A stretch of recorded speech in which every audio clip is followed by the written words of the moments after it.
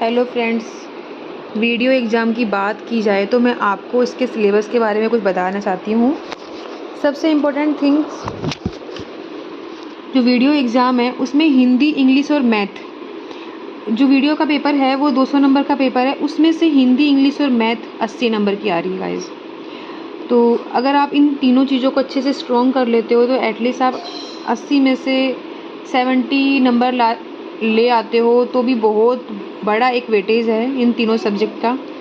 उसके बाद में अगर देखा जाए 10 नंबर का कंप्यूटर है। जिसे कंप्यूटर आता है उसे कंप्यूटर वापस पढ़ लेना चाहिए, और जिसे नहीं आता है तो उसके हिसाब से वो देख ले कि क्या पढ़ना है क्या नहीं।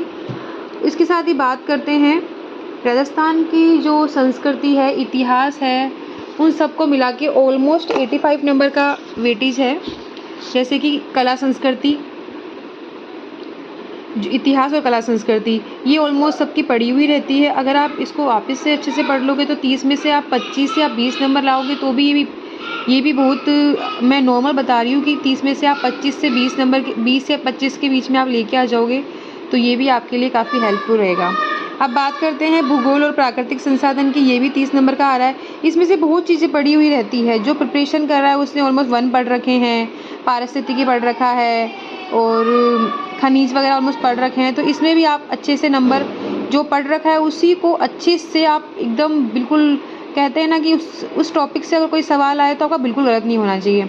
तो आप इस पे अच्छे से ध्यान दे लेना, और सिलेबस आप अपने हिसाब से उसको या तो लिख लेना या आप प्रिंट आउट निकलवा लेना। इससे आपको क्या आइडिया रहेगा क्या पढ़ना है क्या नहीं पढ़ना है। अब बात करते हैं भारत एवं राजस्थान के विशेष संदर्भ में, जैसे कृषि एवं आर्थिक जो विकास है। अब ये टॉपिक लग रहा है कि क्या पढ़े, लेकिन इसमें कोई बड़ी बात नहीं है। कृषि है जो आपने पढ़ी हुई है, जैसे कि कृषि में गेहूँ हो गए, बाजरा हो गए, तो ये आपको सिंचाई परियोजना, इंदिरा गांधी नहर परियोजना, ये भी आप अगर पढ़ोगे तो इतना कोई टफ नहीं है। बस आपको ये है कि आप जो पढ़ो आपको वो चीज़ें याद होनी चाहिए।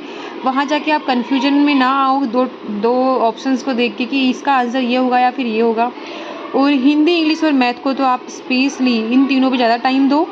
और कला संस्कृति है, जो भी आपका टॉपिक स्ट्रॉन्ग है उसको ज़्यादा टाइम देके उसको स्ट्रॉन्ग कर लो, और पेपर समय पे देते रहें। जितना आप टेस्ट पेपर दोगे ना, उतना ही आपकी जो कन्फ्यूजन है वो क्लियर होता रहेगा। Thank you.